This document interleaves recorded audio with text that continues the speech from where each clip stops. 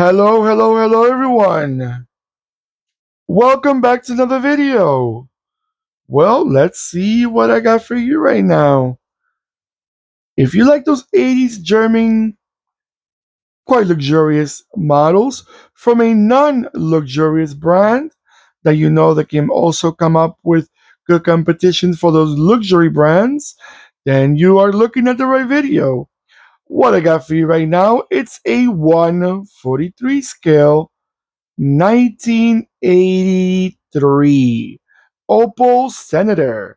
And this is an A2, and that's because it's the facelift model. Now, what can we say about the Opel Senator? It is a model that lasted in production between 1978 to 1993. Now, the one that we're looking at right now is the first generation facelift. So basically, the facelift of the first generation model. It's not big of a difference in the facelift. A bit in the front, a bit in the back, just more, a little bit more modernized. They've refreshed the look to give it a, to make it competition worthy with other brands. So it made it more attractive for the model. The facelift model, which is this one right here, came out in November of 1982. So this is basically the one that lasted until 1986, because the first generation of the Opel Senator, it ran from 1978 till 1986. Okay. I see this car in other parts of the world. They would call, example, in South Africa, they call it the Chevrolet Senator. In Yugoslavia, the old Yugoslavia, they call it the Opel Kikinda. Then you got in the UK, they call them the Vauxhall Royale. And after 1984, they call them the Vauxhall Senator. All right.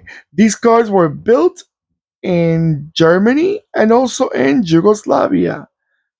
And I guess it was called the Opel Kikinda because it was assembled in Kikinda, which is now part of Serbia nowadays. But back in the days, it was part of Yugoslavia altogether.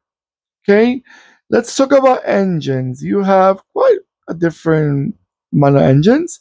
You had a 2.0, you had a 2.2, a 2.5, a 2.6, a 3.0, and a 4.1.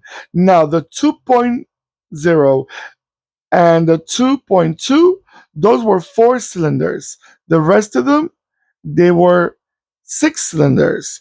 Now, the 4.1, which was the biggest engine, that was only for the South African market. South Africa. Then there's also diesel engines. You had a 2.3 turbo diesel engine, four cylinders. Okay, let's see. I kind of like this car. I'm not gonna lie to you. It reminds me a lot of the Opel Record. I'm not. I guess they obviously they related because this is the bigger brother of the Opel Record, so they gotta be related. But maybe they can separate them a little more. I think Opel could have done, a little bit difference in looks. I'm not sure who copied who. If the Record took their model of the Senator or the Senator took it from the Record, but I know both of them are very, very similar. Other models that are very related to this car is the Opel Monza, the Opel Record, like I said before, Daewoo Royale. I guess in South Korea they would call them Daewoo Royale. Bitter SC Coupe, and in Australia the Holden Commodore. So there's quite a few different brands that, being part of GM. Obviously, GM spreads the cars all. I mean, the choices for everyone to get it all around the world. If you haven't noticed, there's a diecast model, and it's made by IXO. All right, everyone, I'm going to let it go around a few times, and I'll be right back.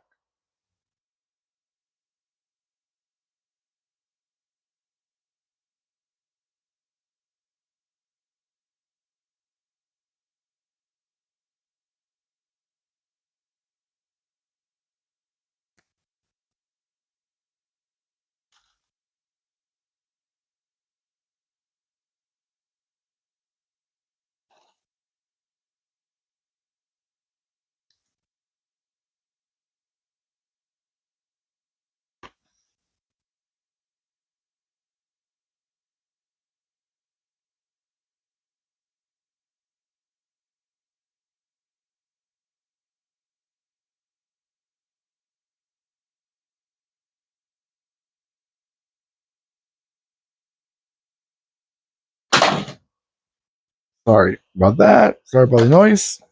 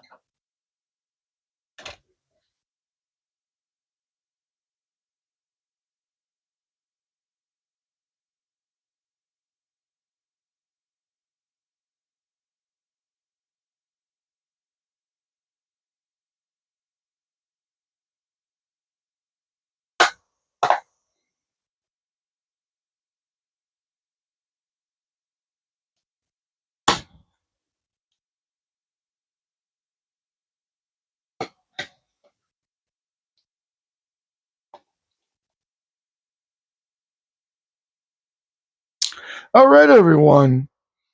So, what do you guys remember about this nice Opel from the 80s? Well, the models from the early 70s, the refreshed is from the 80s, late 70s, I'm sorry, before. So, what do you guys think about this car? Did you like it? Do you still see them around? Did you like them as a car, or did you just find them luxurious? But were they expensive? Were they reliable, which is very important to know?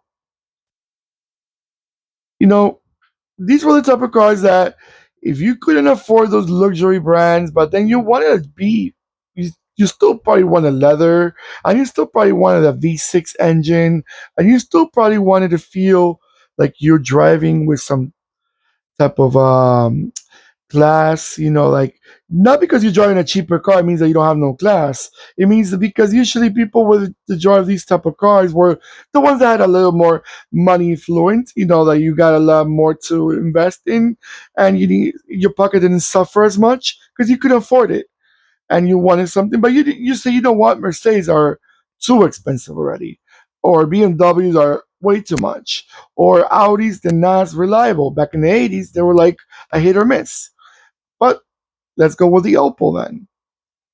All right, everyone. Don't forget to comment below. Let me know what you guys think. Don't forget to give me that beautiful thumbs up. Thank you so much. I truly appreciate. And don't forget to click and subscribe. And click the bell next to the subscribe button that will remind you when I'm posting more videos. Take care of yourselves more than ever, as I always say. And goodbye.